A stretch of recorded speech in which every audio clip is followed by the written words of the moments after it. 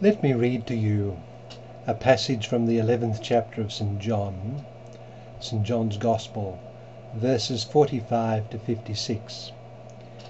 It's the Gospel for Saturday of the 5th week of Lent. St. John writes, "Many of the Jews who had come to Mary and seen what Jesus had done began to believe in him. But some of them went to the Pharisees and told them what Jesus had done. So the chief priests and the Pharisees convened the Sanhedrin and said, 'What are we going to do? This man is performing many signs. If we leave him alone, all will believe in him, and the Romans will come and take away both our land and our nation.' But one of them, Caiaphas, who was high priest that year, said to them, 'You know nothing, nor do you consider that it is better for you that one man should die instead of the people, so that the whole nation may not perish.' He did not say this on his own, but since he was high priest for that year, he prophesied that Jesus was going to die for the nation, and not only for the nation, but also to gather into one the dispersed children of God. So from that day on, they planned to kill him. So Jesus no longer walked about in public among the Jews, but he left for the region near the desert to a town called Ephraim, and there he remained with his disciples. Now the Passover of the Jews was near, and many went up from the country to Jerusalem before the Passover to purify themselves. They looked for Jesus and said to one another as they were in the temple area, 'What do you think? That he will not come to the feast?' That's from the 11th chapter of St. John, verses 45 to 46. Well, what does that suggest to us?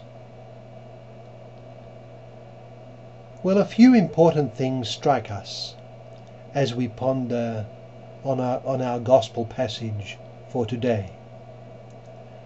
Our Lord's great power comes to mind, and the course of events narrated in the passage was occasioned by his spectacular raising of Lazarus from the dead. At a word, Christ had called his friend Lazarus forth from the tomb, where his body had lain for 4 days. There was nothing that he could not do. And so we read that many of the Jews who had come to Mary and seen what Jesus had done began to believe in him. But some of them went to the Pharisees and told them what Jesus had done. So the chief priests and the Pharisees convened the Sanhedrin and said, 'What are we going to do? This man is performing many signs. If we leave him alone, all will believe in him, and the Romans will come and take away both our land and our nation.'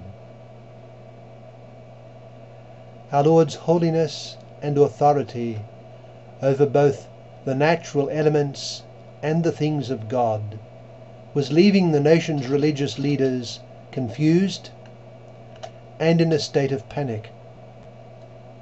They felt their privileged position was falling away from under them, and they clutched at pretexts of a political order to justify their desire to do away with him. The unworthy and devious Caiaphas uttered his prophecy that, 'You know nothing, nor do you consider that it is better for you that one man should die instead of the people, so that the whole nation may not perish.' He was serving as an unwitting instrument of Satan and providing for himself a pretext to assuage his conscience. It is better that one die rather than the entire people. That was his pretext.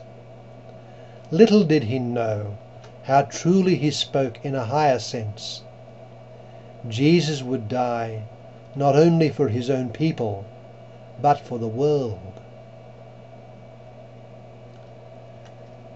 As we think of our Lord allowing the net gradually to close around him, let us think of the genuineness of the Incarnation.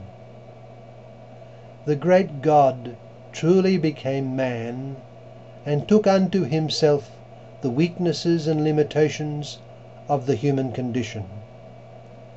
He assumed a human nature and immersed himself in our condition. While he had the power, ultimately he did not use it to protect himself. But the power of God was at work within these limitations, and especially within the most crushing of them. He would allow himself to be crushed in death, in bearing witness to his true nature and mission, and his submitting to death would be his greatest work. The greatest negative in his life became the greatest positive.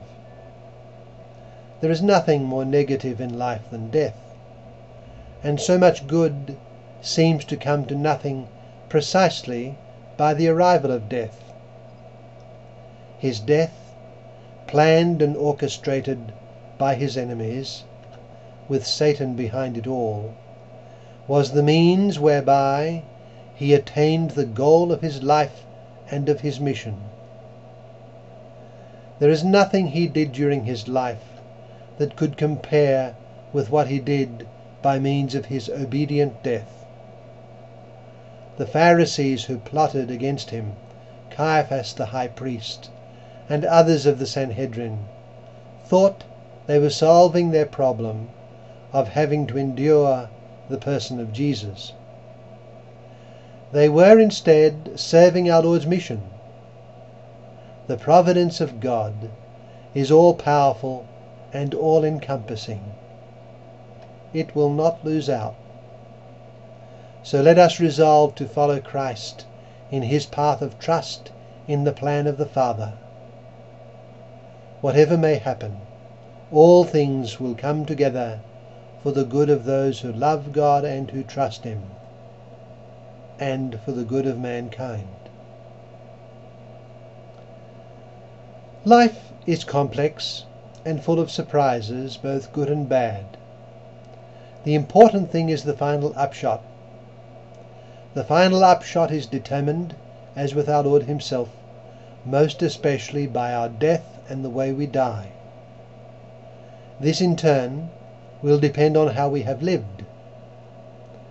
Let us resolve to live in union with Christ so as to be able to die with him. If we die with him, we shall rise with him.